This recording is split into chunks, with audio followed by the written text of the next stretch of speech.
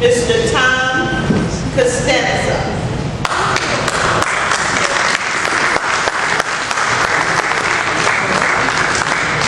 Mr. Costanza has had a passion for social and economic justice since he was born.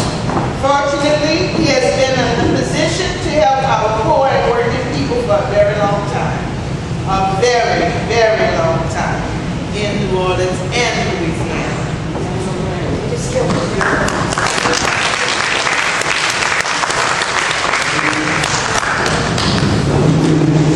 Well, you know, I've been fortunate to be able to work through the Catholic Church mainly, and through all the teachings of the popes and their reflections on faith and social justice. And so just that really has formed my life the last 30 years. It's mainly reflection on the dignity of work. And I remember organizing with Reverend A.V. Alexander, and he was telling me how important it is to have dignity and the dignity of human labor.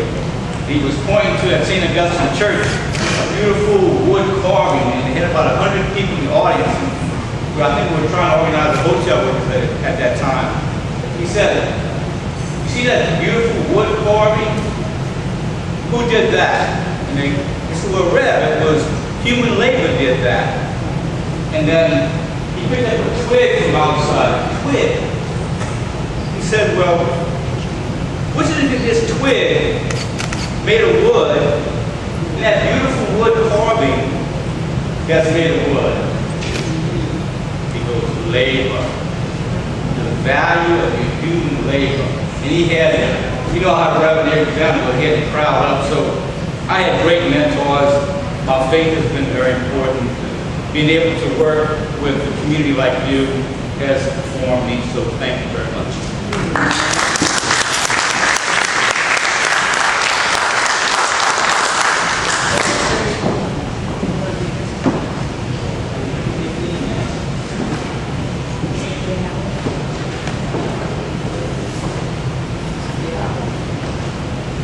Our next award goes to Ms. Cynthia Howard, a great community activist and supporter for all things for justice. Cynthia Howard.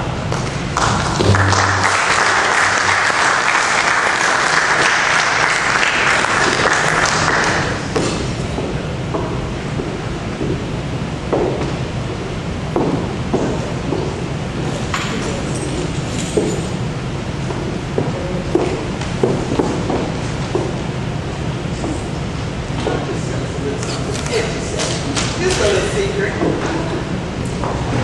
Good evening. Most people don't know me. I'm just a quiet person in not this neighborhood. My church is actually in this neighborhood. When I started volunteering with them in different community service projects. And I guess it just latched on because I keep getting calls from Community Voice. And every time they call me, I just come out, service the communities, cut grass, and do something like that, painting, and I guess that's how you get recognized. I had no idea people were watching me. No, I don't speak in public. Anyway, I attend Our Baptist Church. I am the president of the usher board, and my pastor volunteers me for a lot of different things in the community, such as volunteering at the mission. I did that for about a few years. And I really thought nobody was watching, but I guess they were. But anyway, I thank you to all of my community leaders and everyone else. Thank you.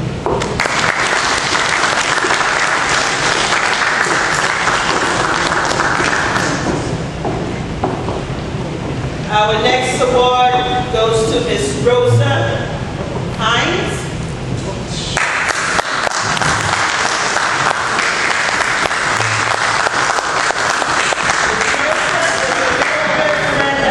ACV Voice. We have the pleasure of working with her on several occasions, and she works to better our community.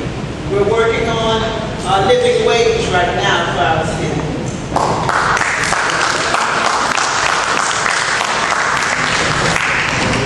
First,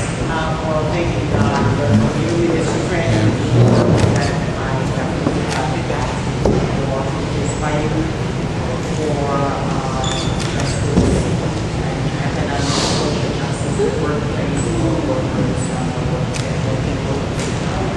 positions, as well as a passion for working to better communities in low-income neighborhoods. I think that this is a passion for me because this is how I grew up, learning how to fight for what's right. As far back as a little girl with my dad, everything I do and love, I'm from my dad. Everything I know about the fight for the rights of others. As far back as working in the wagon train march in Birmingham, Alabama, Dr. Martin Luther King as a very little girl. And I want to say also thank you to a community boys for honoring me in that.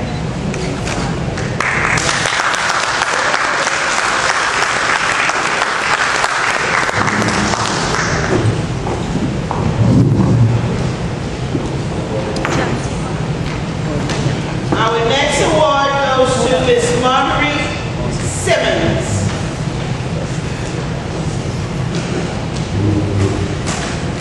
Miss Marguerite is one of our members. She has become an asset to our community. She walks with us, marches with us, fights with us, and we really appreciate her work.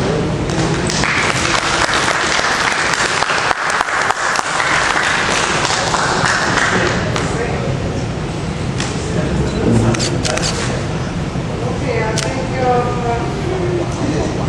this community award.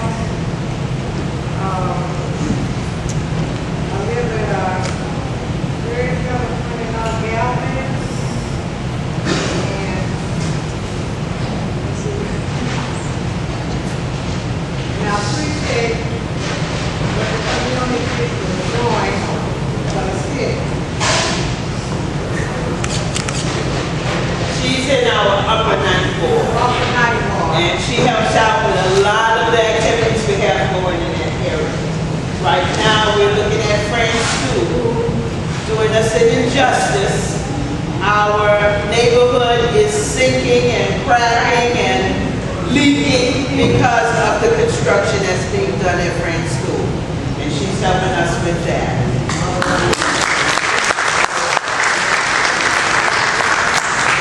Thank you all.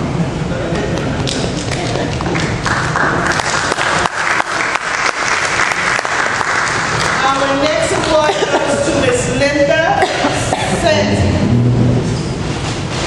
Ms. Santi has been a community activist on a variety of issues over time and is a great lower ninth ward treasure to our city. She keeps the lower ninth ward hopping and bumping and keeping it all together with a little spin and glue.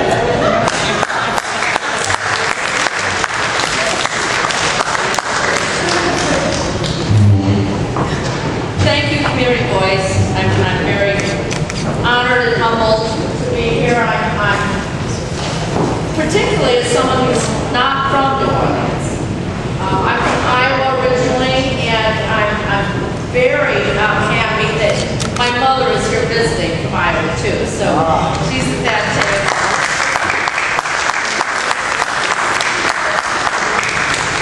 And again, just thanks to all of you, and it's great to be here.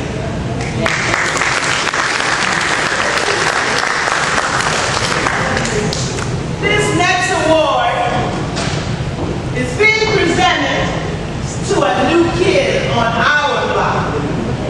But we've grown to love him and appreciate him. And we hope we can continue having a relationship with him and the New Orleans Police Department. This award goes to Commander Goodview.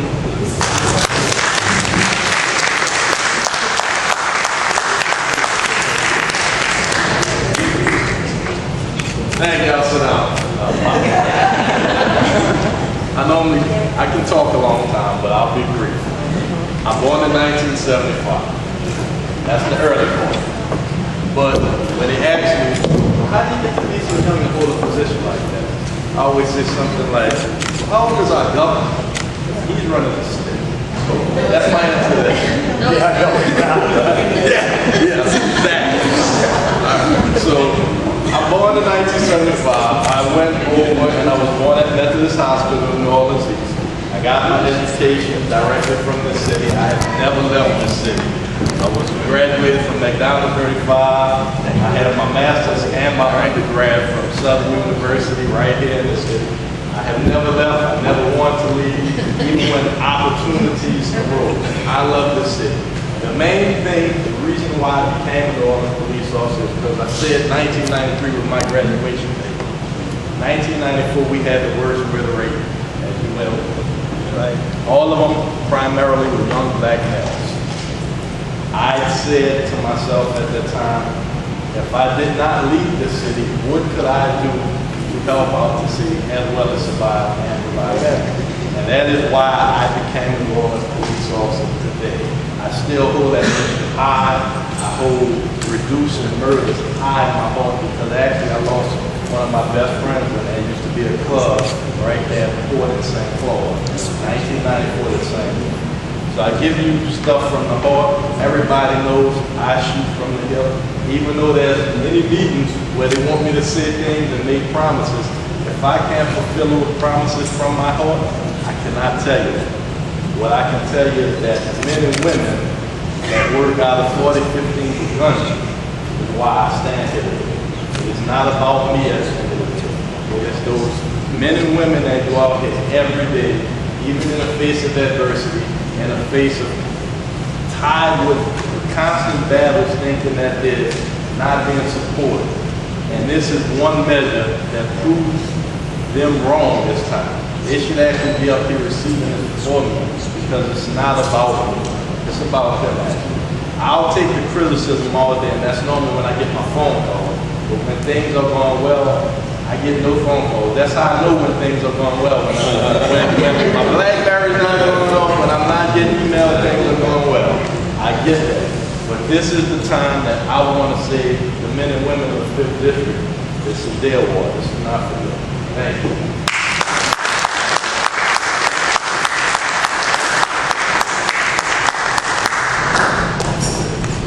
This next award is being presented to a community leader, Mr. Tyrone Vincent.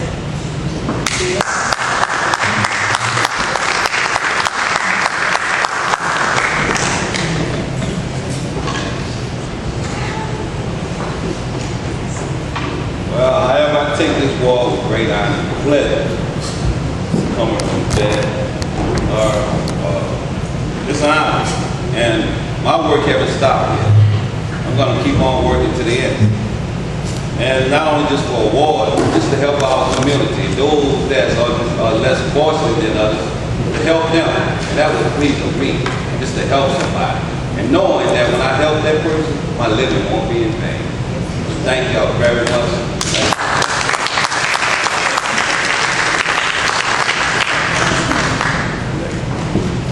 This next award is being presented for years of community service, and we hope she continues to honor us with her presence. Ms. Joanne Jackson.